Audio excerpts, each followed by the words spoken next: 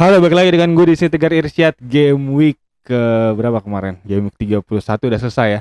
Dan sekarang saatnya kita masuk ke game week 32, blank game week yang memang kita tunggu-tunggu juga ya. Dan untuk itu langsung aja kita akan bahas tuntas untuk di game week 32 nih. Let's go.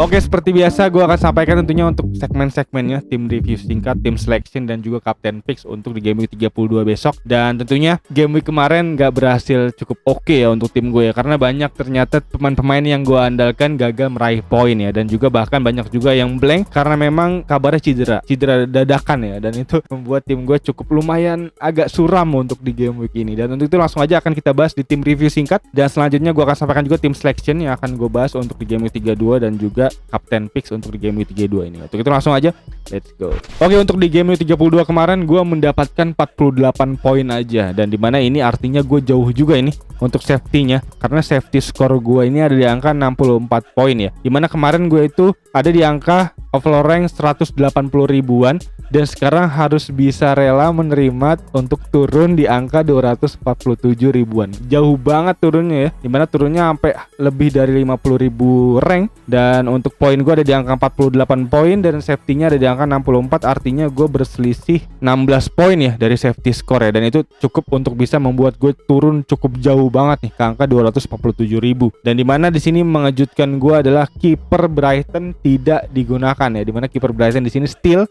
ternyata diganti lagi ke Sanchez, dimana Sanchez kemarin bermain dari menit pertama. Gue gak tahu kenapa still. Dan juga selanjutnya ada Zinchenko, dimana Zinchenko ini pemain baru yang gue masukin di game week 31 kemarin juga gak bisa main. Gak tahu kenapa, kabarnya sih cedera ya. Dan ini cukup mengagetkan gue juga, dan harus rela menerima 0 poin. Dan juga ada Saka yang gagal mencetak penalti ya, dimana di game week kemarin gue salah gagal mencetak penalti, sekarang Saka gagal cetak penalti. Jadi beruntun untuk 2 game week terakhir tim gue ada yang mencetak gagal penalti ini. Saka harus rela menerima 0 poin aja. Dan juga ada Tuni dan Kane yang hanya mampu bermain 90 menit aja dan hanya mampu mengumpulkan poin basic 2 poin. Dan juga ada Mitoma juga 2 poin aja lagi. Henry, Pinnock, Trippier masing-masing 1 poin. Dan Iversen kiper pengganti gue juga dapat 1 poin karena memang lawannya Manchester City ya, cukup berat. Dan hanya ada Haaland ya yang berhasil mengangkat tim gue dengan angka 24 poin dari hasil 2 golnya dia di babak pertama aja padahal.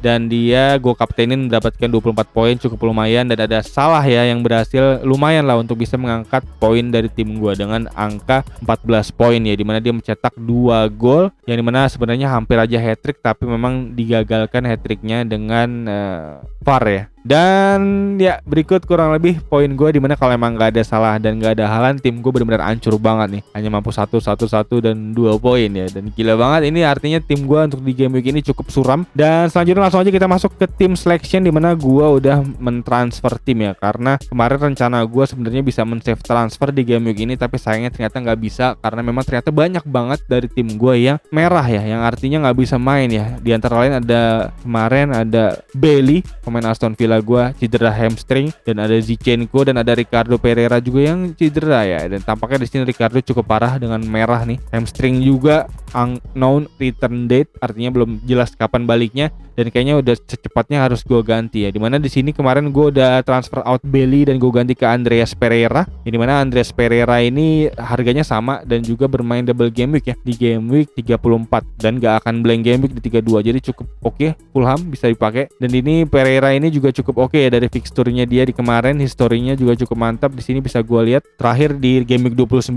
dia mencetak 1 gol dan berhasil meraih 6 poin, lumayan mantap. Dan di game week 26 juga cukup oke dengan 2 assistnya. Untuk harga 4 komaan di sini cukup oke harusnya untuk Bailey bisa kita ambil. Untuk tim gue tentunya gue ganti dari Bailey ke Andreas Pereira. Dan juga di sini Ricardo Pereira kayaknya akan gue ganti juga deh. Cuman gue nggak tahu nih apakah gue akan minus 4 atau enggak, karena Pereira ini juga nggak bisa main dan bench gue 0 semua juga ya, karena memang sesuai rencana gue di video sebelumnya bahwa menyebutkan ini adalah tim gue di game week 32 yang mempertahankan Haaland, Rashford dan Mitoma yang akan double game week di game week 34. Dan dimana juga rencananya gue akan bench boost nanti di game week 34. Jadi harus kupertahankan 4 pemain ini. Dan tentunya ini membuat gue agak sedikit bingung nih, apakah saatnya untuk bisa mengganti Ricardo Pereira dengan nama-nama lain untuk minus 4 atau enggak. Mungkin teman-teman mungkin yang punya saran bisa kasih saran di kolom komentar di bawah. Gue sangat berterima kasih tentunya untuk teman-teman yang mau ngasih saran apakah Ricardo bisa gue ganti ke nama lain, nama Arsenal atau mungkin nama Fulham juga. Dan berikut kurang lebih untuk tim selection gue di sini. Kiper masih ada Iversen lawan Wolverhampton, dan ada Trippier lawan Tottenham Hotspur, Pinnock dan juga Henry lawan Aston Villa. Lalu ada Zinchenko lawan Southampton. Yang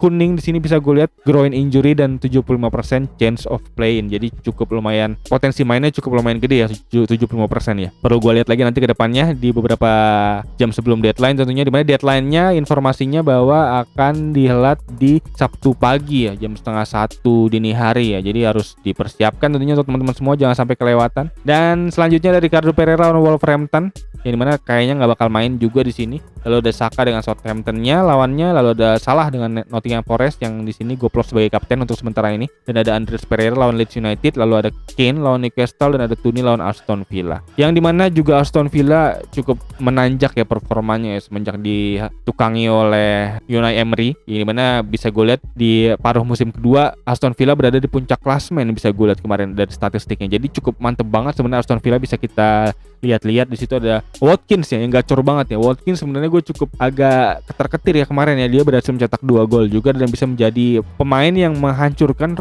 rank gue. Jadi untuk itu kayaknya Watkins harus gue segera masukin radar untuk di beberapa game ke depan, karena Watkins lagi cukup gacor dan juga cukup tinggi untuk kepemilikannya. Jadi cukup bahaya banget untuk nggak memiliki Watkins untuk di beberapa game ke depan ya. Dan selanjutnya di pemain pengganti gue di sini ada Steele, Mitoma, Rashford dan Haaland yang akan gue proyeksikan untuk game week 34 nanti untuk double game week untuk bench boost. Dan selanjutnya untuk captain picks, langsung aja untuk captain picks di sini bisa gue lihat ya untuk di data dari sebulan terakhir. Di sini bisa gue lihat ternyata ada Gabriel Jesus yang cukup gacor banget nih. Gabriel Jesus di urutan pertama untuk urusan XG-nya dengan perolehan gol yang cukup tinggi juga, 4 gol dan 0 assist dari 3 pertandingan aja. Ini artinya Gabriel Jesus bisa menjadi potensi yang cukup oke lagi ya, pilihan striker yang bisa cukup mumpuni untuk di lini depan selain dari Watkins tadi. Dan ini juga artinya membuat lini depan dari FPL di beberapa game week ke depan cukup agak memusingkan dari segi statistik, karena di situ ada Haaland, ada Kane, Tuni dan ada Watkins yang bisa menjadi pilihan masing-masing dari nama ini. Jadi tentunya cukup agak pusing ya. Dan juga Jesus di sini bisa gue lihat lawannya Arsenal, Southampton, di mana Southampton sendiri lagi cukup buruk ya di dasar klasemen, dan bahkan bisa gue lihat dari history game dia di beberapa game week terakhir juga cukup buruk ya.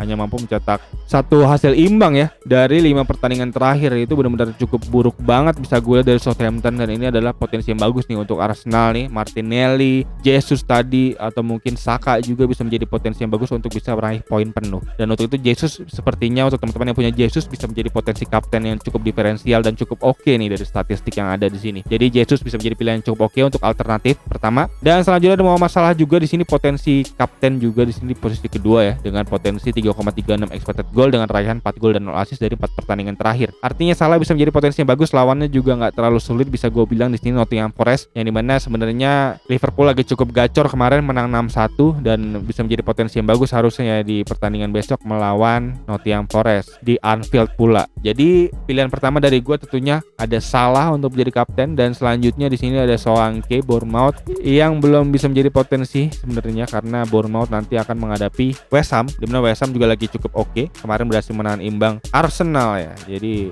cukup berat untuk Solanke bisa meraih poin. Dan selanjutnya ada Watkins. Aston Villa akan menghadapi Brentford, di mana Brentford sendiri untuk dari segi bermain yang cukup terbuka harusnya bisa menjadi potensi yang bagus nih. Pertandingan dengan jual beli serangan yang cukup tinggi harusnya untuk dari Aston Villa melawan Bournemouth lawan Brentford. Jadi untuk itu Oli Watkins bisa menjadi pilihan kapten kedua dari gua, Muhammad Salah yang pertama, dan yang kedua ada Oli Watkins, dan ada Tuni juga di potensi ketiga. Di sini Brentford akan menghadapi Aston Villa. Jadi pilihan kapten dari gua tentunya ada 3. Yang pertama adalah Muhammad Salah, yang kedua ada Oli Watkins, dan yang ketiga ada Ivan Tuni. Dan untuk alternatif ada Gabriel Jesus dan juga ada Harry Kane ya, di mana Harry Kane nanti akan menghadapi Newcastle, yang dimana Newcastle sebenarnya cukup berat ya untuk dari segi statistik dia, di mana dia juga cukup oke untuk pertahanannya. Dan untuk itu Kane bisa menjadi potensi dari alternatif kedua aja untuk dari gua. Jadi untuk itu recapnya, yang pertama tadi ada Muhammad Salah, yang kedua ada Oli Watkins, yang ketiga ada Ivan Tuni, dan untuk alternatifnya ada Gabriel Jesus dan ada Harry Kane. Dan berikut kurang lebih untuk pilihan kapten yang bisa gue sampaikan dan juga untuk tim selection yang bisa gue sampaikan. Semoga membantu teman-teman semua ya dalam meramu dan meracik tim di Game Week 32 ini. Dan kayaknya itu aja untuk video kali ini. Sekali lagi thank you banget yang udah nonton, dan untuk teman-teman yang baru nonton bisa langsung klik tombol like, subscribe dan loncengnya di bawah agar teman-teman gak ketinggalan video-video seputar fantasy Premier League lainnya dari channel ini. Dan kayaknya itu aja. Sekali lagi thank you banget yang udah nonton. As always, seperti biasa gue Tegar Irsyad. Peace out.